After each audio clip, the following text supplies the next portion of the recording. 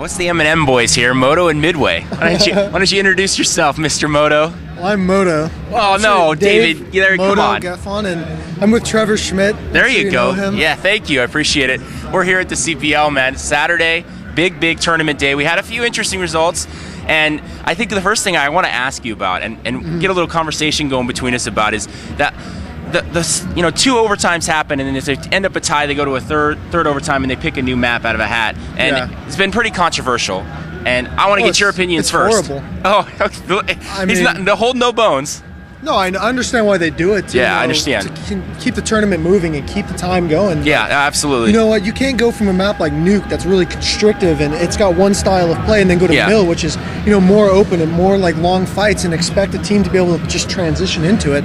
I think it's just unfair to ask a team to do that. But again, if you're in the CPL's position, what do? I mean, I'm not going to say I'm going to defend them, but at the same time, if a team goes back and forth, you can end up in 7 overtimes on the same map. It could get But you know what? I mean, that might be the case, but at least that way you've come to the conclusion, you've come to a final end of who's the better team on that map. It's not, well, let's just continuously pick maps until someone can manage to beat the other team out. What about maybe extending the overtime to five rounds at that point? So say you've played 2 overtimes tied at 3-3 on both. Say, okay, well now we're going to add 2 more rounds and make it a 5-round overtime at that point. What do you think of that? Say at that point, you know what, the same problem's not going to happen. Where well, you got a little bit more time to decide it though. It's going to be 5 rounds, but I mean, if you do it over 3-round overtimes instead of 2 5-rounds, how's it going to be any different? It's just going to be the same result. It's a good point. So I guess your solution is just let them play it out so week one out ends up winning? You know what? I say let them go. Well, I got to ask you, personally, every overtime added to the tension.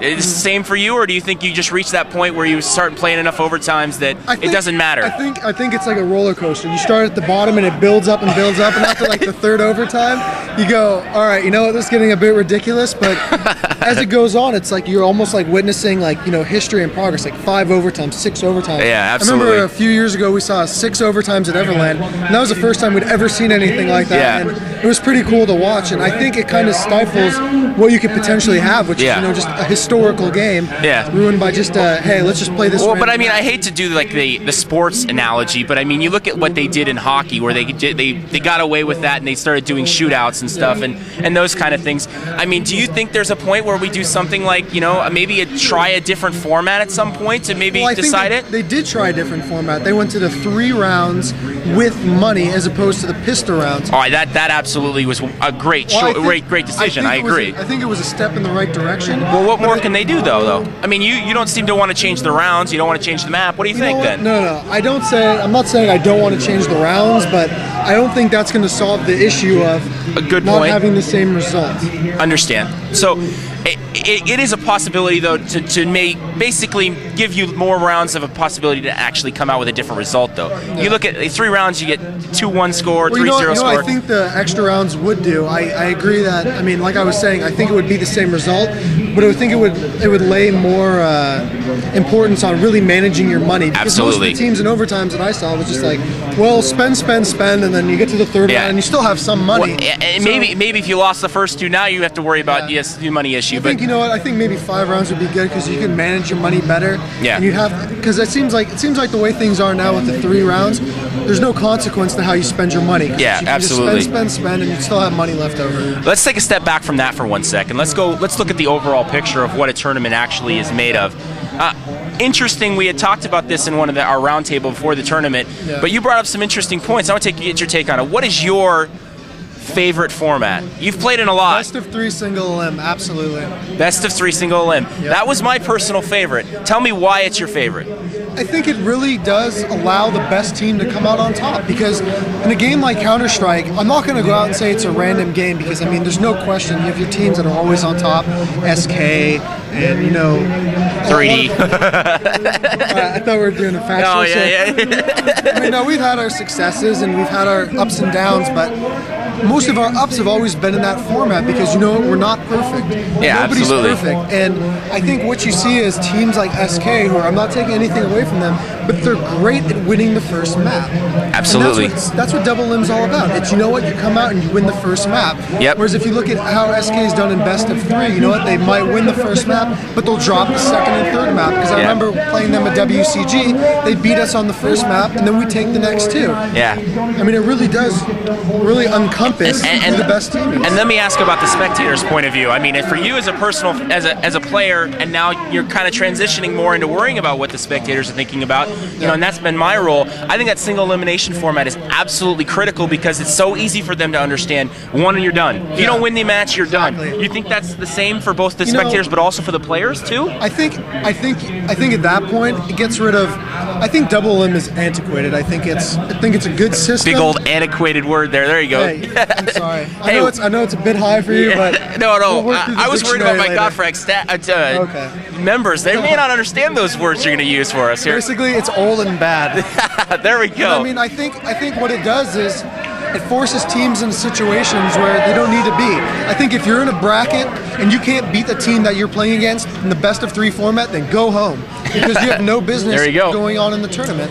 Well, again, though, that puts a lot of pressure on the seedings. I think that's one issue. If you don't have good seedings, you know, in a single elimination format, you're in trouble then. That's true.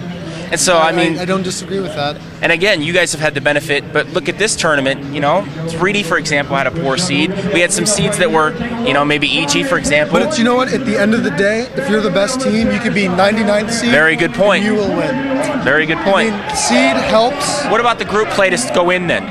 That WCG, ES World Cup both use group play. The problem is, with a tournament like this, you have more teams. Pulling off a group play before it's going to be challenging. Would be challenging.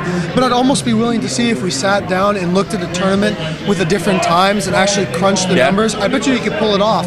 Because if you ditch the whole lower bracket, I mean, that frees up so much more time. Absolutely, definitely. I definitely think that's possible. You know what? I think we should have him up a little bit more often. What do you think? Hey, you enjoying it? Of course. What do you think of the whole tournament so far? Everything. What I think anything stand out? I think there's been a lot of upsets and rival. You know what? I mean, I didn't expect them to go out that early, but you know what? Going back to the best of 3 single limb, like, you know what? I don't know if they would have been out that early. I don't very know good if point. A lot of teams would be where they are if they had that. And, you know, I'd be more confident going forward saying, you know what? We're at this stage of the tournament, and we have the best teams here because it would really prove who the best team is overall. Yeah, it absolutely. Be who's the best on Cobble, who's the best on Nuke. You pick your map. So then I guess I have to say, I'm sorry to cut you off, but I guess I have to say, do you really believe that the final standings of this event are the best teams in the world in that order? I wouldn't go as far as to say that. I don't have the confidence.